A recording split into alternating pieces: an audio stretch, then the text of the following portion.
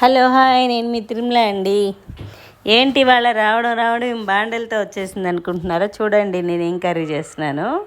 First కడాయి పెట్టుకొని కొంచెం oil వేసుకొని సన్నగా తరిగి పెట్టుకున్న ఒక 2 ఆనియన్స్ వేసేసి అవి వేగిన తర్వాత ఒక స్పూన్ అల్లం వెల్లుల్లి పేస్ట్ వేసాను.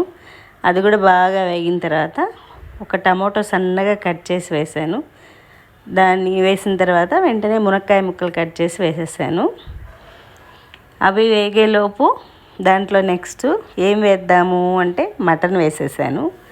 ఆ మటను కుక్కర్లో పెట్టి ఒక 5 విజిల్స్ రానిచ్చాను. ఉప్పు కారం పసుపు వేసి 5 విజిల్స్ ఉడికిన మటన్ వేసేసాను ఆ మునక్కాయలో. అది బాగా ఉడకపట్టి దగ్గరకు వచ్చేస్తుంది. మునక్కాయ మటన్ చాలా చాలా బాగుంటుంది. ఫీవర్ వచ్చినప్పుడు, హెల్త్ బాగాలేనప్పుడు, ఏమైనా తినాలని క్రేవింగ్స్ వచ్చినప్పుడు ఈ మునక్కాయ మటన్ కర్రీ చాలా చాలా బాగుంటుంది. ట్రై చేసుకోండి. మునక్కాయ అలా పట్టుకొని చూస్తే ఉడికిపోతుంది. ఉడికిన తర్వాత ఇప్పుడు ఉప్పు కారం అన్నీ ముందు మటన్లో ఉన్నాం కదా, ఒక్కసారి చూసుకుంటే అది సరిపోతే కొంచెం వేసుకోవచ్చు. దీంట్లో కారం కొంచెం స్పైసీగానే పడుతుంది. తర్వాత 2 వెల్లుల్లి నలగొట్టి అవి కూడా ముక్కలుగా వేసేసేయాలి.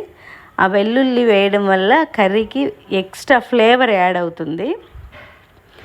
చాలా చాలా ఎమ్మీగా ఉంటుంది.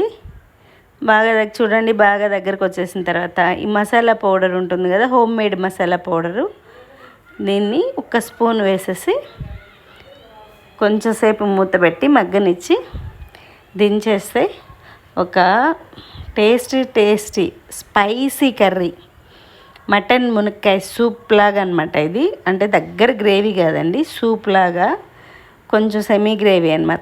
థిక్గా వస్తుంది. రైస్లోకి బాగుంటుంది, రోటీలోకి బాగుంటుంది. ఇలా ట్రై చేయండి, ఎమ్మీగా ఉంటుంది. బోన్స్ ఉంటే ఇంకా బాగుంటుంది. నేను బోన్స్ మటను 2 కలిపి చేశాను. చాలా బాగా వచ్చింది, పర్ఫెక్ట్గా కుదిరింది. ఇలానే చేసుకోండి. Thank you.